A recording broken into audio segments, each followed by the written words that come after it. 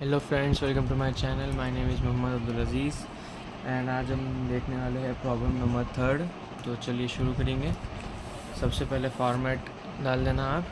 Format इसका क्या है? Particulars amount.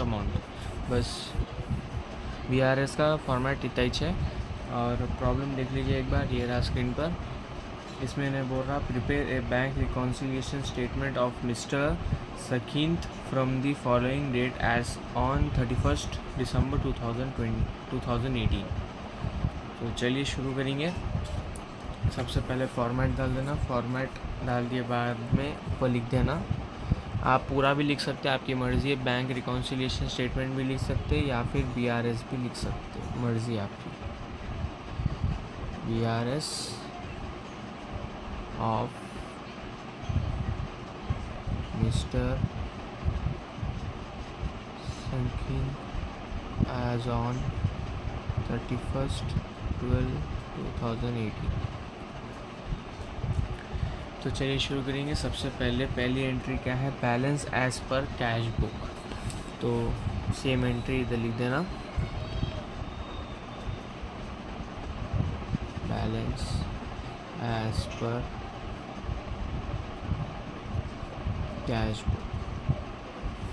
इसका अमाउंट सीधा आउटर कॉलम में लिख देना, 12,500। अब नेक्स्ट है cheques issued but not presented for payment. देखिए अब इसको करना है कैसा।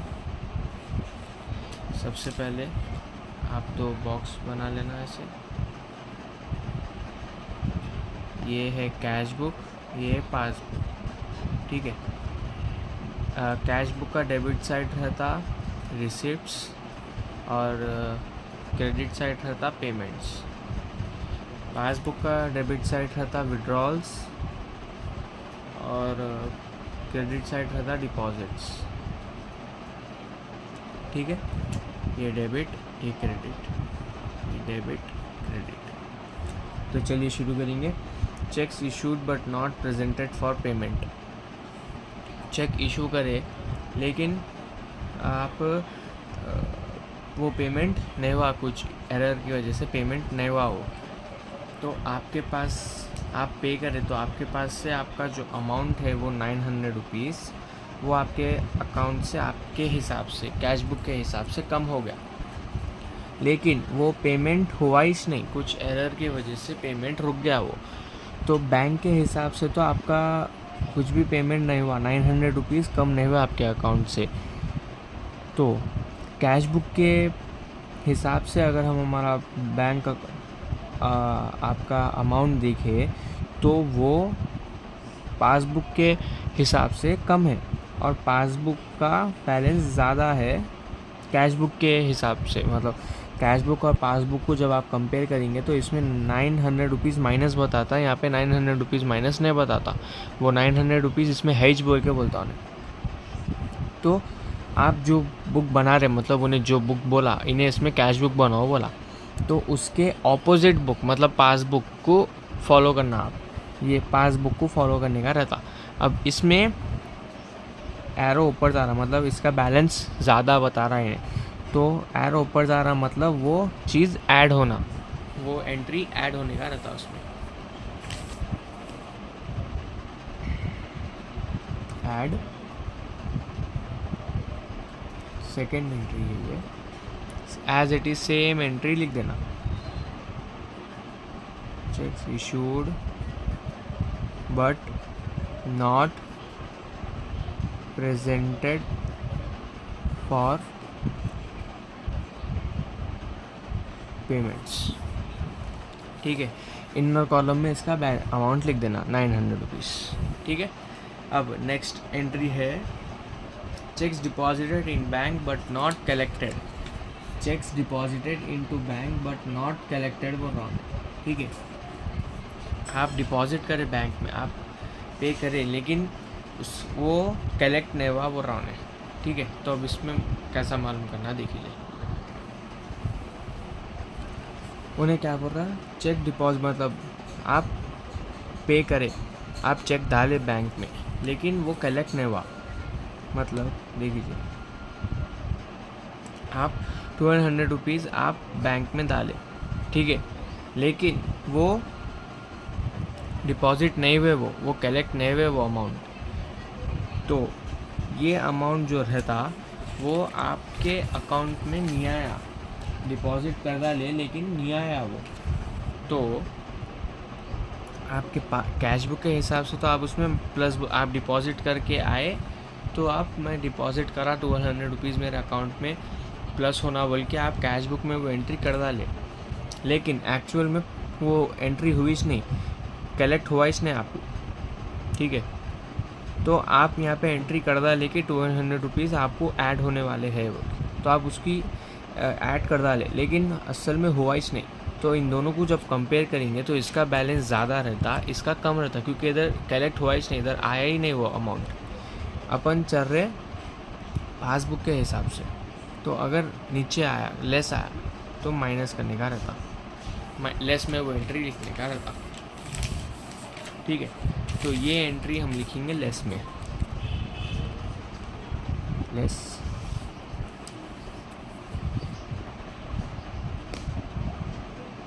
Third checks deposited in bank but not collected,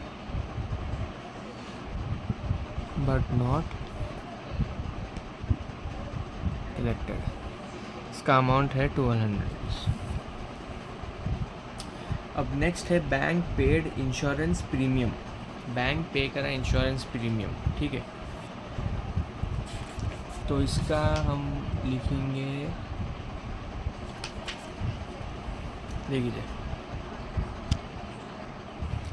bank पे करा, पासबुक में बैंक पे करा इंश्योरेंस प्रीमियम, ठीक है। तो इंश्योरेंस प्रीमियम जब बैंक पे कर रहा तो 500 रुपीज़ इसका अमाउंट है, 500 रुपीज़ आपके अकाउंट से कम हो जाते, ठीक है। ये डायरेक्ट बैंक वाला पे कर डाला सो है, ठीक है, लेकिन इसके बारे में आपको कोई इन्फॉर्मेशन नहीं है, तो आपके कैश बुक में इसकी कोई एंट्री नहीं डालेंगे, राइट। तो इसमें जब आप इन दोनों को कंपेयर करेंगे तो आपको आपका बैंक अकाउंट का जो या उसका जो बैलेंस है वो आपको 500 रुपीज़ प्लस बताता है, क्योंकि आपको तो इन्फॉर्मेशन ये है कि 500 रुपीज़ इंश्योरेंस प्रीमियम पे हो गया, ठीक है। तो इसका आपके पास तो 500 रुपीज़ प्लस ही बताएगा, लेकिन बैंक में तो उन्हें पे कर डाला, तो उन्हें माइनस कर डाला उसको। तो जब इन दोनों को कंपेयर करेंगे तो पासबुक का जो बैलेंस है वो 500 रुपीज़ कम बताता, कैश बुक का जो है वो 500 रुपीज़ ज़्यादा बताता। अपन किसको फॉलो कर रहे हैं, पासबुक को। अगर पासबुक में रिड्यूस बोल के या कम आ गया तो वो होता लेस में जाती वो एंट्री, ठीक है। तो लेस में ये एंट्री लिख देना, ठीक है।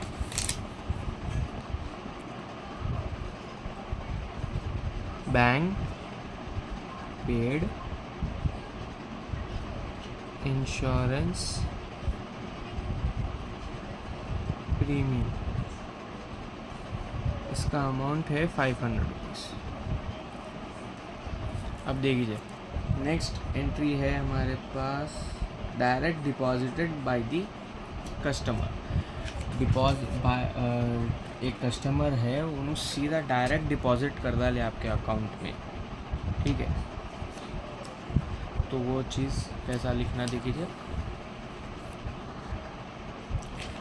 यहाँ पे एक कस्टमर है जो कि आपके बैंक अकाउंट में डायरेक्ट अमाउंट डिपॉजिट कर डाला, ठीक है, लेकिन इस चीज़ की खबर आपको नहीं है, तो आपके पासबुक में तो इस चीज़ की एंट्री नहीं रहेंगी कि आपका कोई कस्टमर 800 रुपीज़ आपके अकाउंट में डिपॉजिट करा।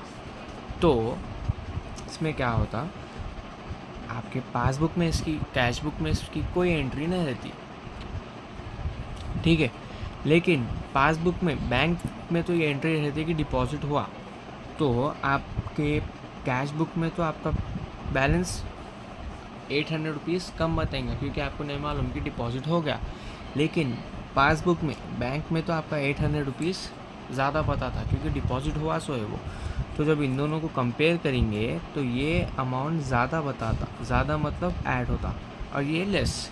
लेकिन अपन चल रहे किससे, पासबुक के रिलेटेड चल रहे, पर पासबुक को फॉलो कर रहे। तो इंक्रीज मतलब ऐड होता, ऐड में ये एंट्री लिख देना। ये एंट्री है 5th वाली, direct deposit by a customer, इसका अमाउंट है ₹800। अब नेक्स्ट एंट्री है interest on investment collected by bank. ठीक है, इंटरेस्ट ऑन इन्वेस्टमेंट जो है वो डायरेक्ट बैंक वाले कलेक्ट कर लिए सो है। तो ये भी ऐसी सेम प्रीवियस एंट्री के जैसा रहता। ₹200 आपको इंटरेस्ट ऑन इन्वेस्टमेंट है आपका, ये आपको डायरेक्ट अकाउंट में आ गया। तो इस चीज़ की आपको खबर नहीं है कैश बुक में, आप इसकी एंट्री नहीं करें, लेकिन पासबुक में तो उसकी एंट्री हो गई। तो पासबुक में ₹200 प्लस बताता, कैश बुक में ₹200 कम बताता। अपन चल रहे किसको फॉलो कर रहे हैं अपन, पासबुक को। पासबुक में अगर अब बताया तो वो ऐड में आ जाती है एंट्री। तो सिंपली सीधा ये एंट्री ऐड में लिख देना।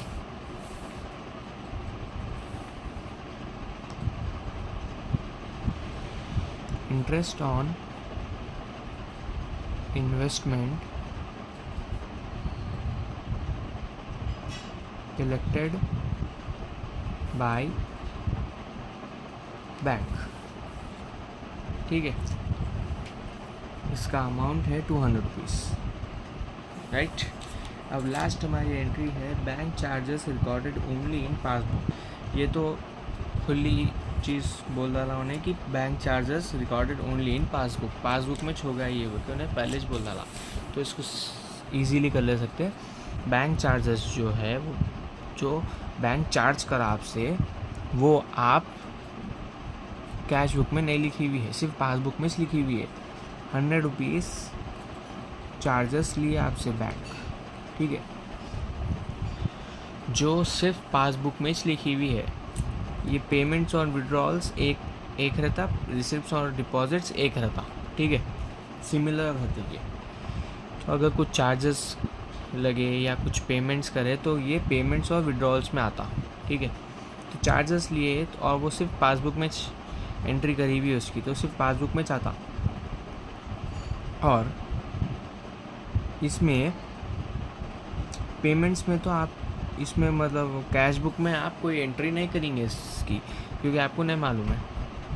ठीक है, तो पेमेंट्स में मतलब कैश बुक में तो आपके पास ₹100 ज़्यादा ही बताता क्योंकि आप इसकी एंट्री नहीं करें। लेकिन पासबुक में एक्चुअली में तो आप ₹100 आपके अकाउंट से कम हो गए ना। तो पासबुक को फॉलो कर रहे हैं हम, और पासबुक में अगर लेस बता रहा मतलब डिक्रीज़ हो रहा तो लेस होती वो एंट्री, माइनस होती वो एंट्री।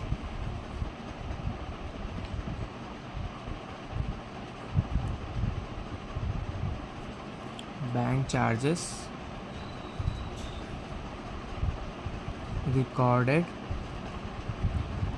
only in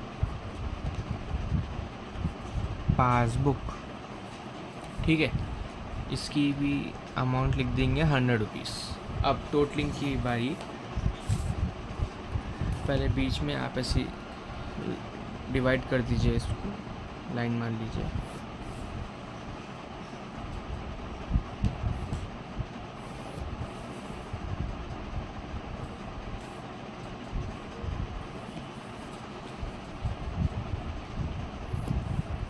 देखिए, इसका पूरा आप जब टोटल करेंगे तो आपको अमाउंट आता 1900। 800 प्लस 900 प्लस 200, 1900 आपका ये इसका टोटल आ रहा। तो ₹1900 इधर लिख दीजिए, और इसका टोटल आ रहा 200 प्लस 500 प्लस 100, ₹1800 इसका टोटल आ रहा। तो इसको भी इधर लिख लेना। अब इसको इससे ऐड करना और जो अमाउंट आता उसको ये अमाउंट से माइनस करना, ठीक है। तो पहले देखिए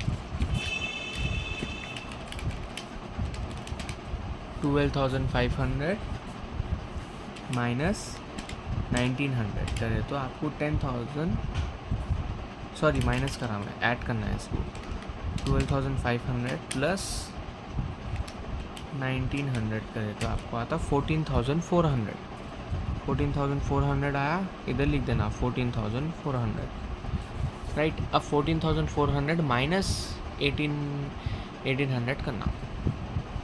14,400 माइनस 1800, 12,600 रुपीज़ आपका टोटल अमाउंट आता। इधर लिख देना 12,600। लिख डाले बाद में सेम लैंग्वेज को यहाँ पे जगह थोड़ी कम है तो लिख देंगे ऊपर bank balance as per passbook. जो बुक से स्टार्ट कर रहे थे वो बुक की ऑपोजिट बुक लिखना। अगर यहाँ पे पासबुक आया तो यहाँ पे कैश बुक लिखना, यहाँ पे अगर कैश बुक आया तो इधर पासबुक लिखना। ऐसा डाल के आपका प्रॉब्लम क्लोज कर देना, तो आपका third problem complete. So guys problem number 3 complete हो चुका है। आज के लिए बस इतना ही। सॉरी गाइस मैं इतने दिनों से वीडियोस नहीं डाल सकूँ था बिकॉज ऑफ सम इश्यूज़, लेकिन अब से मैं रेगुलर वीडियोस डालता हूँ। Hope you understand this problem, please try to understand it well and practice it, and please share this video with your friends and family members. Subscribe to my channel and thank you very much.